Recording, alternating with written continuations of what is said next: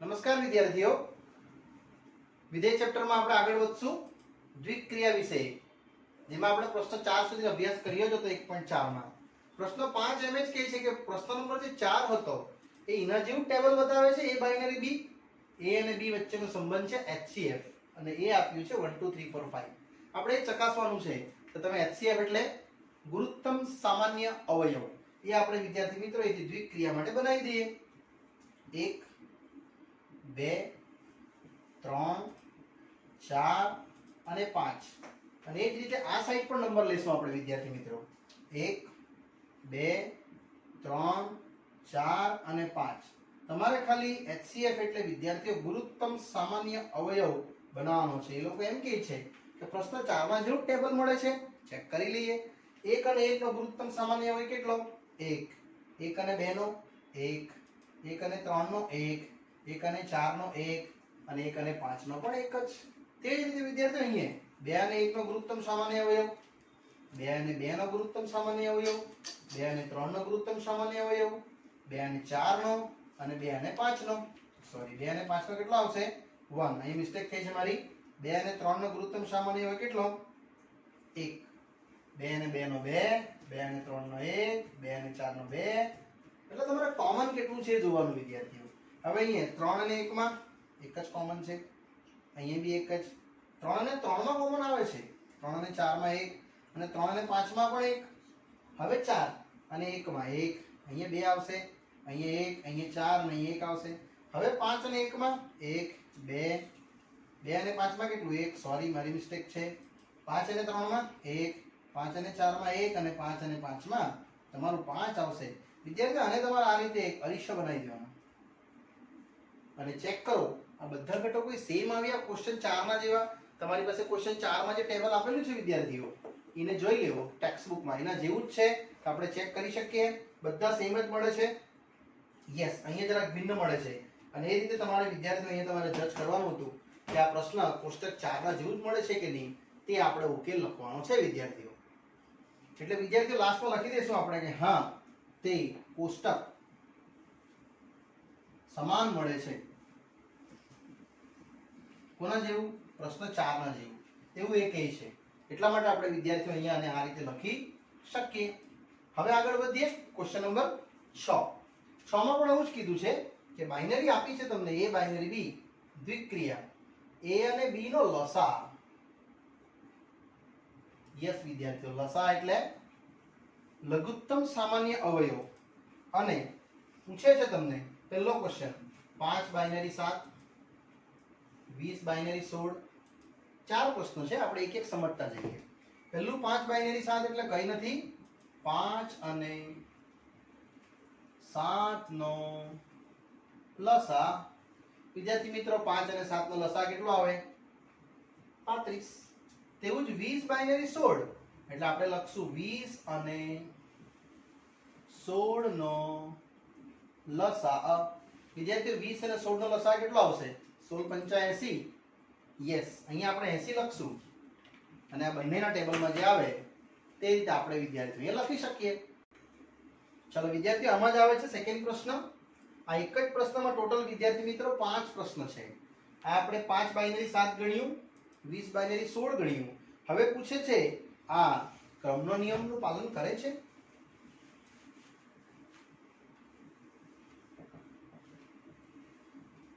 આપણે આના માટે વિદ્યાર્થીઓ ક્રમનો નિયમ ગણશું. a અને b નો લસા અને b અને a નો લસા એ તો સેમ જ હોય. યસ, આપણે એક્ઝામ્પલ લઈ લે 2 બાઇનરી 3 અને એક 3 બાઇનરી 2. તમે ચેક કરી શકો, આના અંદર તમને આઈડિયા આવી જશે કે 2 અને 3 નો લસા કેટલો આવશે? 6. અને આ જ વસ્તુ પાછું 3 અને 2 નો લસા. વિદ્યાર્થીઓ એ બી તો સેમ જ આવવાનું. તમે એ બી નો લસા લેવો કે બી નો લેવો તો સમાન જ આવે, માટે તે સમક્રમી છે. આવું તમે વિદ્યાર્થી મિત્રો અહીંયા કહી શકો. આમાં જ નેક્સ્ટ પૂછે છે આ જૂથના નિયમનું પાલન કરે છે? એટલે નેક્સ્ટ પ્રશ્ન આવે છે આમાં જ છઠ્ઠામાં જ ત્રીજો કે એ બાઇનરી એ જૂથના નિયમ નું પાલન કરે છે? તો જૂથના નિયમ માટે વિદ્યાર્થી આપણે A B C ત્રણ લઈ લઈએ. Yes, A binary, B binary, C, A binary, B binary, C. એક વખત આપણે BC ગણશું ને એક વખત આપણે AB ગણશું. તમે એક્ઝામ્પલ લઈ શકો કોઈ બી નંબર. આપણે 2 3 અને 4 લઈએ.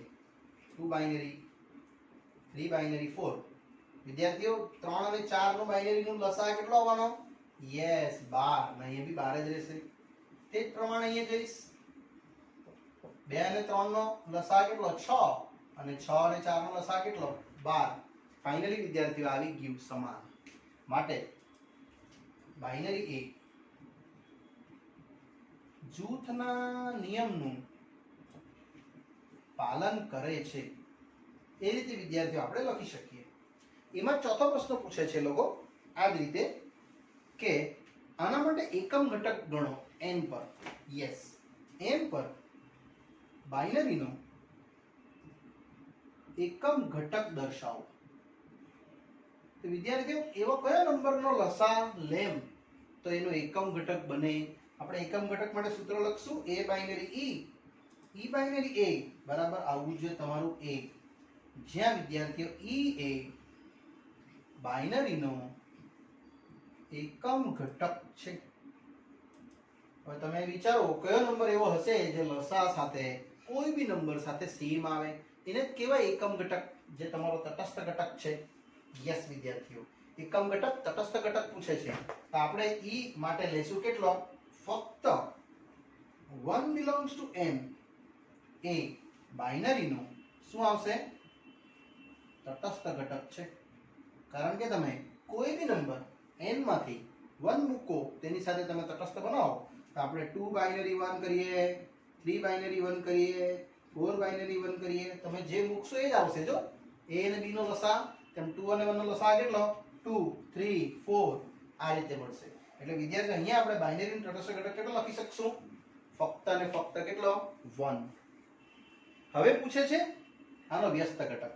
યસ વિદ્યાર્થીઓ, આમાં છે પાંચમો પ્રશ્ન કે A બાઇનરી B માટે તમારે વ્યસ્ત ઘટક બનાવવાનો છે. એટલે આમાં બી આ જ રીતે જશું. ફિફ્થ વન, બાઇનરીનો વ્યસ્ત ઘટક દર્શાવો. વિદ્યાર્થીઓ વ્યસ્ત ઘટક માટેનું સૂત્ર બતાવી દેમ. A binary A inverse binary A, તમને આન્સર E મળવો જોઈએ. તો વ્યસ્ત ઘટક કયો લેશું આપણે? Yes, only 1. એટલે આપણે અહીંયા લખશું કે બાઇનરીનો વ્યસ્ત ઘટક 1 છે. કારણ A બાઇનરી A ઇન્વર્સ એટલે વિદ્યાર્થી મિત્રો આપણે આવું લખશું A તથા A ઇન્વર્સ નો લસા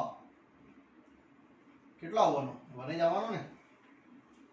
યસ, એટલા માટે એનો વ્યસ્ત ઘટક મેં 1 લખ્યો છે, જે આપણે પ્રાકૃતિક સંખ્યા n સાથે બિલોંગ થશે. અને અહીંયા વિદ્યાર્થી આપણો પાંચમો પ્રશ્ન, સોરી 5 પ્રશ્ન 6 ના પૂરા થાય છે. ચલો વિદ્યાર્થીઓ નેક્સ્ટ આગળ વધીએ છીએ. સાતમો એ બી એવો જ પ્રશ્ન છે. ગણ એ આપ્યો છે 1 થી 5 અને પૂછે છે A બાઇનરી B, A તથા B નો લસા તો બાઇનરી દ્વિક્રિયા માટે છે એવું ચકાસવા કહે છે આપણને. તો બહુ ઈઝી છે, તમારી પાસે લિમિટેશન 1 થી 5 જ છે. આપણે એને ચકાસશું 2 બાઇનરી 3 માટે અને એકવાર 3 બાઇનરી 2 માટે. આ ખાલી 2 ચકાસું તો તમને ખબર પડી જશે 2 અને 3 નો લસા કેટલો આવશે? 6. એ તો આપણો પ્રશ્ન જ નથી. Yes, not belongs to A. એના ગણમાં જ નથી. અહીંયા બી એવું જ 3 અને 2 નો લસા. વિદ્યાર્થી તમે બીજો કોઈ નંબર પણ લઈ શકો. સમજો કે 2 અને 4 લીધું, તેવી રીતે 2 અને 5 લેશો તો 10 આવશે. યસ, તે રીતે તમે ઘટક ના બનાવી શકો. આપણે કોઈ એક જ લખશું. માટે દ્વિક્રિયાએ આપેલા ગણ A ને સંતોષતું નથી. આટલું આપણે વિદ્યાર્થીઓ લખી શકીએ અને આ પ્રશ્નને અહીંયા જ આપણે પૂરો કરી દઈશું. ચાલો આગળ વધીએ છીએ. આમ જ ક્વેશ્ચન નંબર 8 પર. ચલો વિદ્યાર્થીઓ નેક્સ્ટ પ્રશ્ન આવે છે 8મો. એ પણ બહુ મજાનો છે. A બાઇનરી B આપણને કીધું છે કે A અને B નો ગુરુત્તમ સામાન્ય અવયવ. તો આપણે પૂછે છે સમક્રમી છે, ચકાસવા કીધું છે.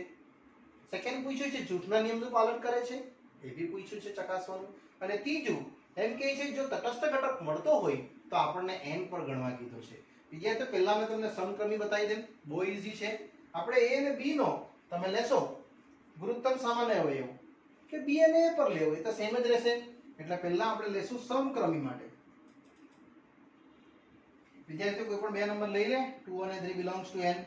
2 બાઇનરી 3 અને 3 બાઇનરી 2. શું લખશું?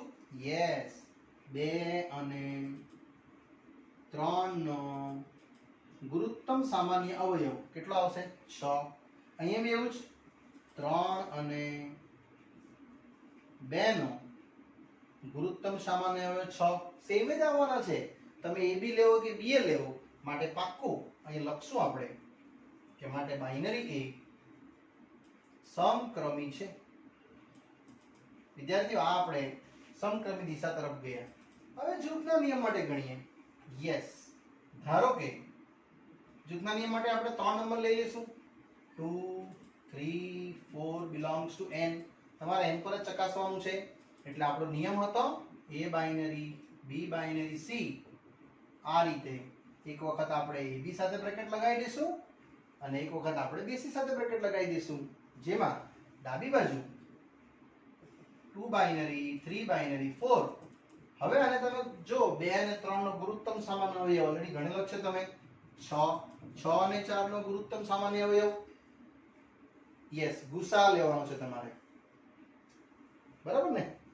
ગુરુત્તમ સામાન્ય અવયવ આવશે, સોરી મિસ્ટેક છે મારી, 2 અને 3 નો ગુરુત્તમ સામાન્ય અવયવ વિદ્યાર્થી 1 આવશે. હા કે મેં લસા લઈ નાખ્યો, મિસ્ટેક છે મારી. આમાં બી એવું જ અહીંયા 1 આવશે. હવે 1 અને 4 નો બોલો લસા ગુરુત્તમ સામાન્ય અવયવ કેટલો આવશે? 1. તે જ રીતે આવે છે 2 બાઇનરી 3 બાઇનરી 4. અહીંયા જમણી બાજુ પકડીશ. આમાં પણ વિદ્યાર્થીઓ આપણે 3 અને 4 વિશે પહેલા ગુરુત્તમ સામાન્ય અવયવ જોશું. તો 3 અને 4 માં શું કોમન છે? કશું જ નથી, 1. અને પાછું 2 અને 1 માં કોમન શું છે? તો 1. આ બંને તમે જો સેમ જ આવવાના છે. મેં અહીંયા ભૂલથી લસા લખી દીધો હતો, તમારો ગુસા છે ગુરુત્તમ સામાન્ય અવયવ એટલે જરા બદલી નાખજો. માટે આપણે લખવાનું કે બાઇનરી એ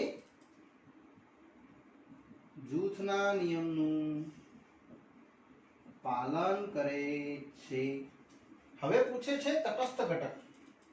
જો n પર હોય તો મેળવો. યસ, n ના તટસ્થ ઘટકો એટલે તમે કોઈ બી બે નંબરનો ગુસા લેવો સેમ જ આવવો જોઈએ. તેવું તો આવવાનું જ નથી. યસ, અહીં લખશું આપણે કે પ્રત્યેક n પર a તથા b નો ગુસા સમાન આવતો નથી.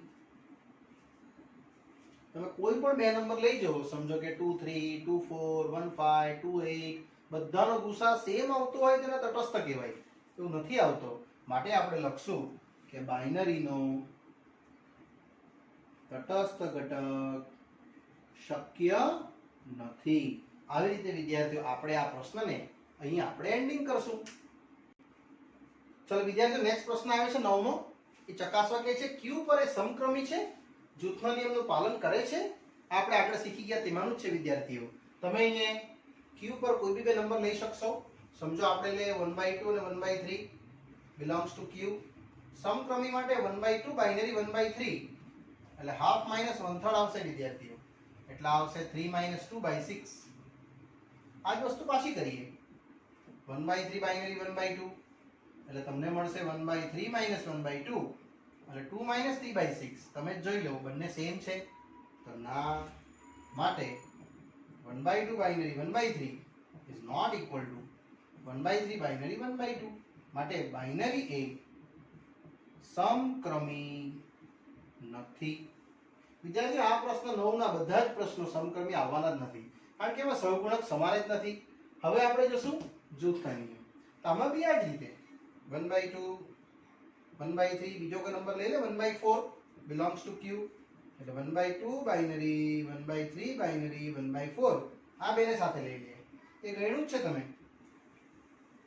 1/6 બાઇનરી 1/4 આ બેની બાદબાકી કરી નાખો, તમને લસા નીકળશે 12. એટલે 6 દૂની 12 4 તારી 12. વિદ્યાર્થીઓ -1/12 આવ્યું. આ એક પાછું કરું 1/2 બાઇનરી 1/3 બાઇનરી 1/4 હવે આ બેની વચ્ચે બ્રેકેટ 1/3 માઇનસ 1/4 અને તમે આની સાથે મેચ કરી દો a માઇનસ b સાથે એટલે આવશે તમને 1/2 બાઇનરી 4 ઓછા 3 1/12 એટલે 1/2 માઇનસ 1/12 એટલે અહીંયા આવશે 6 ઓછા 1 વિદ્યાર્થીઓ 5/12 આવ્યું તો સેમ તો નહીં જ આવ્યું યસ 6 ઓછા 1 આવશે આ માટે બાઇનરી જે જૂથના નિયમનું પાલન કરતું નથી એવું તમે વિદ્યાર્થી મિત્રો આના અંદર લખી શકો હવે અહીંયા જોઈએ a બાઇનરી b આપણે આ જ રીતે જશું a અને b અને b અને a આપણી પાસે બે નંબરો છે q પર એટલે અહીંયા આપણે ચકાસશું q ના કોઈ નંબર લઈ લે 1/2 અને 1/3 belongs to q અને સમક્રમી માટે જાણશું 1/2 બાઇનરી 1/3 એટલે 1/2 નો વર્ગ વિદ્યાર્થીઓ અહીંયા તમે જો બંનેના ઘાત સેમ છે એટલે તમને આના આન્સર સમાન મળશે 1/4 1/9 9 ને 4 13 ભાગ્યા 36 આવશે આજ પાછું બતાવું 1/3 નો વર્ગ 1/2 નો વર્ગ વિદ્યાર્થીઓ તમે કોઈ બીજો નંબર બી લેશો તો બી ચાલશે આવશે 1/9 1/4 13 ભાગ્યા 36 સમાન આવ્યું માટે કહેવાશે કે બાઇનરી એ સમક્રમી છે હવે આને દેશું આપણે જૂથના નિયમ માટે તો વિદ્યાર્થી એક નંબર વધારાનો આપણે ઉમેરી લઈએ કેટલો કોઈ બી ઉમેરી શકાય એવું કે જરૂરી નથી કે હાફમાં જ ઉમેરવાનું તમે કોઈ ફ્રેક્શન વગર પણ જોઈ શકો પૂર્ણાંક અપૂર્ણાંક કોઈ પણ લઈ શકો એટલે આપણે 1/2 1/3 સાથે એક બીજો નંબર લઈ લે 2 ચાલશે એટલે 1/2 1/3 2 belongs to q એટલે આપણે હવે લેશું 1/2 બાઇનરી 1/3 બાઇનરી 2 આ આપણે ડાબી બાજુ ચાલુ કરીએ છીએ આ તો ગણતરી કરી જ છે અહીંયા સીધું જ લઈ લેશું 13 ભાગ્યા 36 બાઇનરી 2 નાની ગણતરી કરું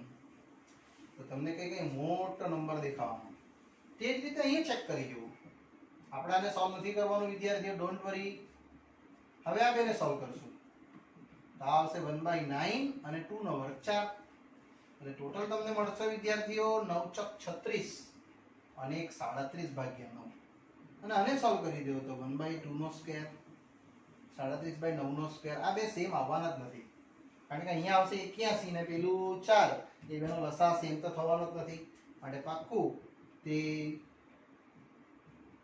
જૂથના નિયમનું પાલન કરતું નથી એવી રીતે વિદ્યાર્થી મિત્રો તમે લખી શકો ત્યારબાદ આ પ્રશ્ન તમારે જાતે કરવાનો છે 3 4 5 અને 6 આગળ કરાવી જ ગયો છે મેં તે જ પ્રશ્ન છે બધા એટલે તમે આ ચાર પ્રશ્નો વિદ્યાર્થી મિત્રો જાતે ચેક કરશો હવે આપણે આગળ વધીએ પ્રશ્ન નંબર 10 પર ચલો વિદ્યાર્થીઓ પ્રશ્ન 10 આવે છે એમાં પ્રશ્ન 9 નો જ ક્વેશ્ચન છે 6 એ 6 જે આપણે 9 માં જે આગળ જોઈ ગયા એ આપણને પૂછે છે કે તટસ્થ ઘટક હોય તો મેળવો વિદ્યાર્થીઓ જેની પણ ઘાત સમાન નથી એવા ઘટકને તમારે તટસ્થ ઘટકમાં આવશે જ નહીં એટલે આ ઘટક નહીં આવશે એક આ નહીં આવશે એક આ નહીં આવશે એક આ નહીં આવશે અને એક આ નહીં આવશે આ બધા ઘટકો તમારી પાસે તટસ્થ ઘટકમાં આવશે જ નહીં ફક્ત ખાલી એક આવશે તો આ એવા એ જ કેમ બતાવું છું એટલે આપણે પાંચમો પ્રશ્ન પહેલા સમજવાના છે વિદ્યાર્થીઓ પાંચમા પ્રશ્નમાં આગળ જશું તો a બાઇનરી b ab/4 આપણે આવી રીતે જોશું ધારો કે બાઇનરીનો તટસ્થ ઘટક e છે આ એટલા માટે બતાવું છું શક્ય કારણ કે આના અંદર ઉકેલ આવે છે એટલે a બાઇનરી b તટસ્થ ઘટક e લેશું અને એનું સૂત્ર છે તટસ્થનું a બાઇનરી e બાઇનરી બરાબર એને એવું મૂકી દો તમારે વિદ્યાર્થીઓ જ્યાં b છે ને ત્યાં e સમજવાનું એટલે a * e/4 આ આવશે કેટલું e એટલે e અને e કેન્સલ a આવી જશે ફક્ત કેટલા 4 મારી કઈ ભૂલ થાય છે અહીંયા a આવશે યસ એટલે વિદ્યાર્થીઓ તમારું a અને a કટ થશે e બચશે અને e તમારો આવશે કેટલો તટસ્થ ઘટક 4 હવે આને ચેક કરવાનું કે આ સાચું છે ચકાસણી જેમાં ચકાસણીમાં આપણે આગળ વધશું a બાઇનરી b થી મૂલ્ય. ચાલો વિદ્યાર્થીઓ, અહીં આપણે ચકાસણી કરશું કે આ સાચું છે કે ખોટું છે. તો ચકાસણીમાં તમે લેશો a બાઇનરી e અને બીજું એક લેશું e બાઇનરી e. આ બંને ચકાસણી સાચી પડવી જોઈએ. તેમાં આપણે e લીધું જ છે 4, એટલે એ લખશું a બાઇનરી 4. વિદ્યાર્થીઓ આ સૂત્રમાં લખી દો. a બાઇનરી b કેટલું આપ્યું છે તમને? ab ભાગ્યા 4. એટલે અહીંયા a * 4 ભાગ્યા 4. ચેક કરો આન્સર એ આવે છે. આ ગુણધર્મ આવી જવો જોઈએ. યસ, આવે છે. અહીંયા બી એવું છે. 4 બાઇનરી a, 4 ગુણ્યા a ભાગ્યા 4. એટલે વિદ્યાર્થીઓ આવી જશે a. માટે લખવાનું કે e બરાબર 4, જે તટસ્થ ઘટક સત્ય છે. આવું આવશે. અને અહીંયા વિદ્યાર્થીઓ આ આપણો જે ટોપિકનો જે પ્રશ્ન છે આ પૂરો થાય. હવે બાકીના જે પ્રશ્ન છે તમે જાતે ગણજો. તમારો અહીંયા ઈ આવશે તો ખરો, પણ એ ઈ તમારી ચકાસણીમાં ડાબા અને જમણા સમાન આવશે જ નહીં. એટલે તમારા માટે ઈ ખોટું થશે. બેવ સેમ હોવું જોઈએ તો જ તમે એને કહી શકો. અહીંયા એક એક્સ્ટ્રા પણ કરાવું છું, જે તમારે શીખવાનું છે. આ એક્સ્ટ્રા કરાવું છું એટલે આ તમને જાતે આપ્યા છે મેં.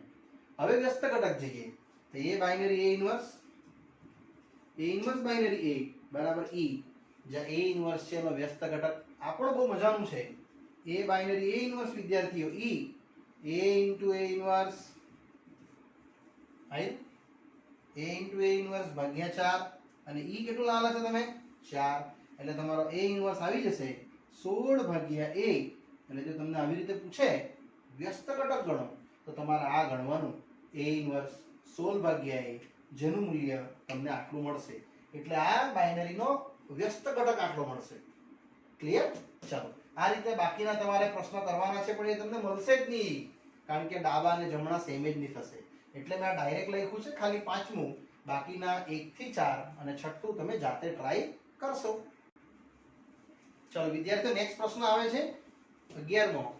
એ ગણ આપ્યો છે તમને n ક્રોસ n પર, અને AB બાઇનરી CD આપ્યું છે a + c અને b + d.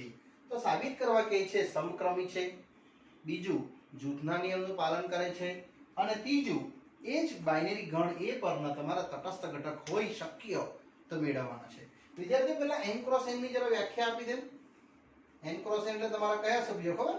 આ રીતના 1 1 1 2 1 3 1 4, એવી જ રીતે 2 1 2 2 2 3 2 4 3 1 3 2 3 3.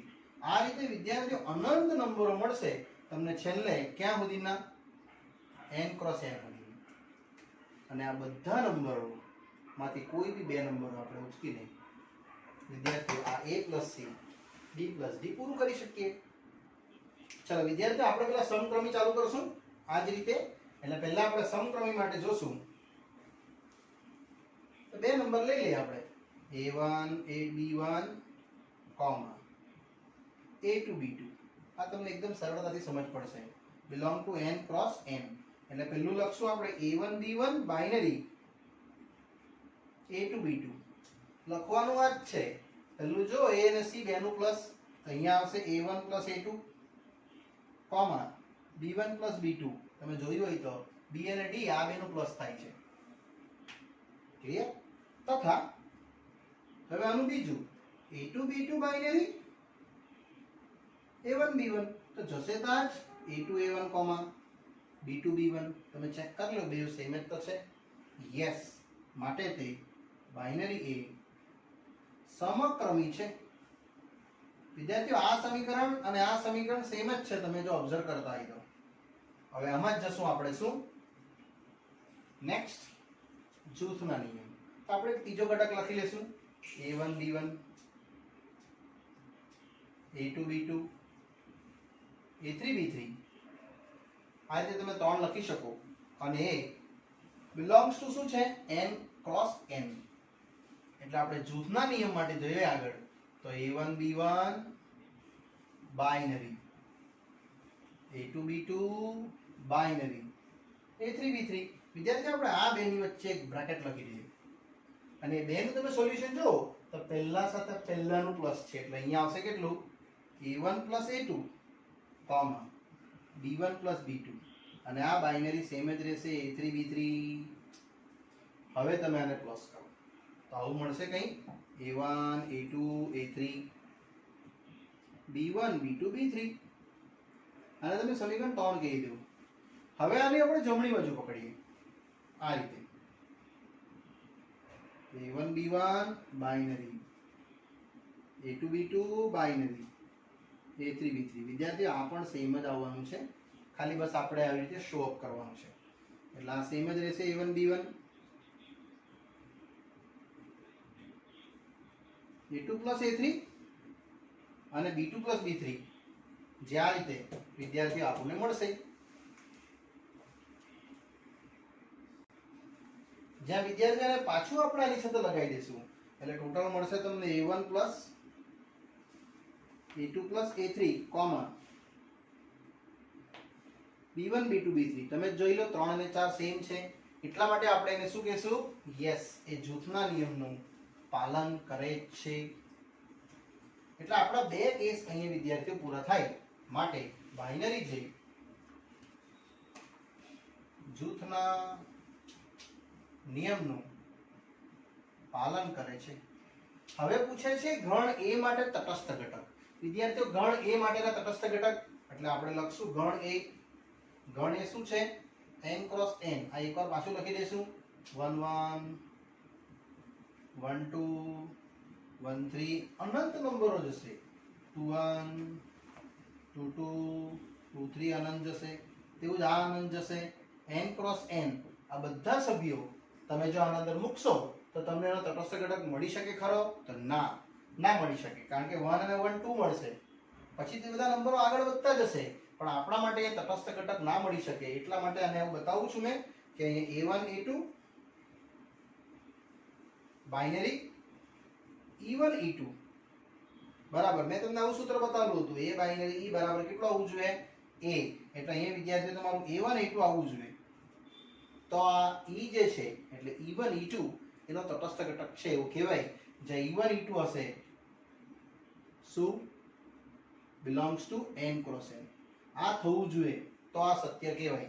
એટલે આપણા માટે આવશે વિદ્યાર્થીઓ a1 a2 binary e1 e2 is equal to અહીંયા જુઓ ab અને cd a પ્લસ c. એટલે અહીંયા શું આવશે?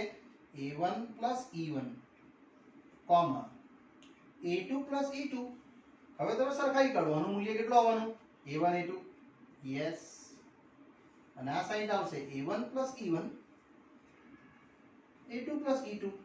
આ વિધાન એકચ્યુઅલી આમ જોવા જાય તો ખોટું કહેવાય, કારણ કે તમે અહીંયા a1 બરાબર a1 પ્લસ e1 લખશો તો તમને e1 શું મળ્યું? 0, જે પ્રાકૃતિક સંખ્યા જ નથી, એના ઘટકમાં જ આવતું નથી. n ક્રોસ n છે ને તો તેવું જ આને પણ તમે જોઈ શકો.